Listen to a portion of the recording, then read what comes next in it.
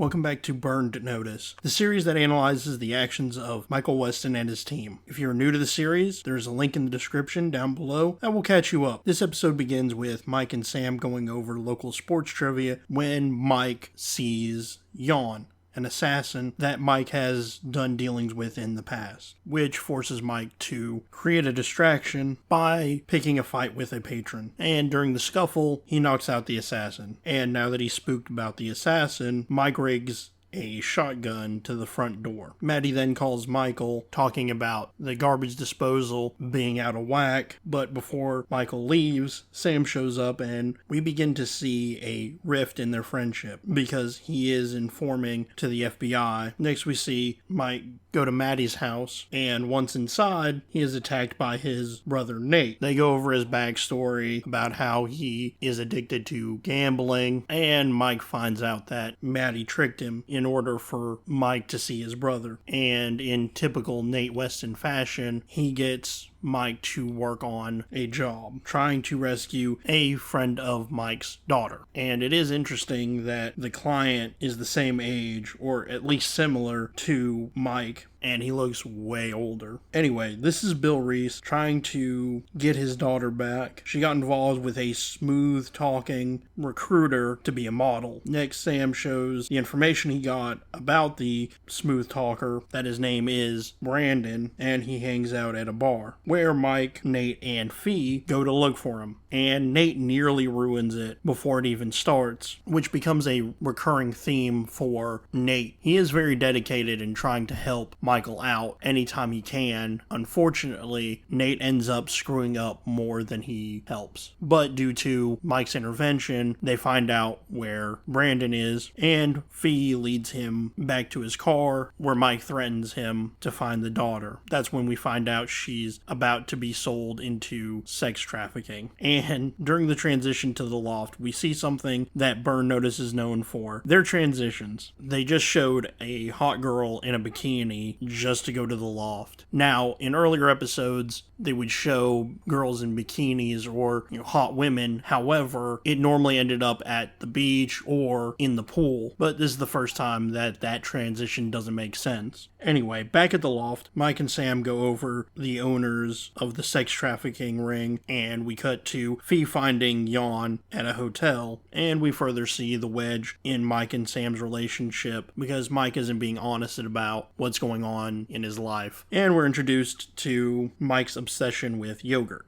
Most of the time, it's blueberry. No big secret, just love yogurt. But Mike still goes to the hotel and gets ambushed by Jan. Mike ultimately wins by escaping in an elevator, which he knows Jan would not follow to potentially murder him due to the people riding the elevator. This does make sense since they know each other, because otherwise why wouldn't an assassin just kill Michael and everybody on the elevator? Also, here's another point for Michael should be dead. After that, Mike goes to an auction where the Wilhelm brothers, the sex traffickers, are to make him noticed enough to get them willing to work together. Nate crashes the party and almost gets Mike on the hook for $15,000. However, Nate guessed right and Mike gets invited to a party ran by the Wilhelm brothers. Fee then spots Jan leaving the hotel, and Mike devises a plan to sneak into his hotel room using the maid service. Thankfully it works, and he looks through the room to find anything that could be useful. Then we see Sam getting grilled for info on Mike, and the FBI threatens his pension. Afterwards, Mike shows up at the party and gets in contact with Jenna, the daughter, and finds out Jenna is on her way to Dubai, but she is oblivious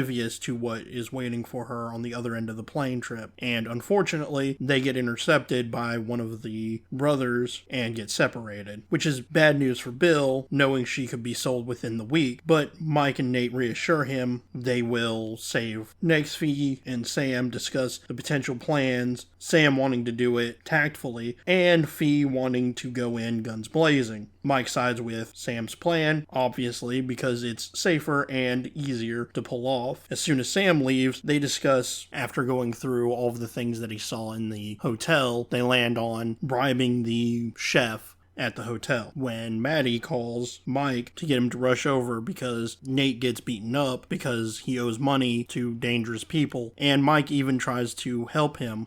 I can help you, Nate. I can get these guys off your back. You can hide out in my place. I don't need a goddamn place to hide. I can protect myself.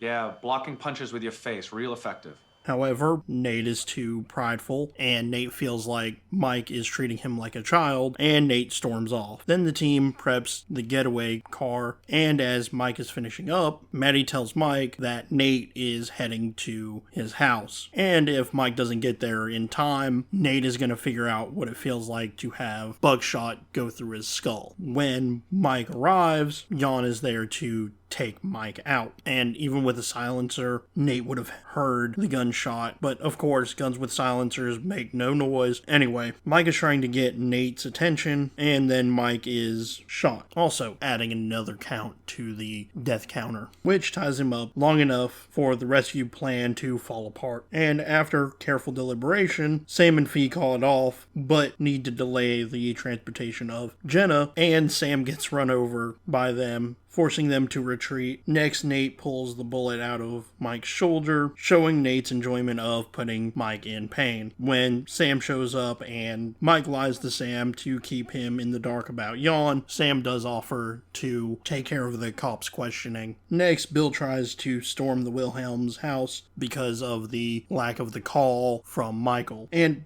Bill really should have died, considering that the Wilhelms have armed security. But anyway, Mike comes up with an alternative plan, similar to the first one, but the target is changed. Mike and Nate talk about his debtors and contact the other brother, and force them into giving up the info on the girls he pimped. Pimped? I'm not a pimp. You say tomato, I say pimp.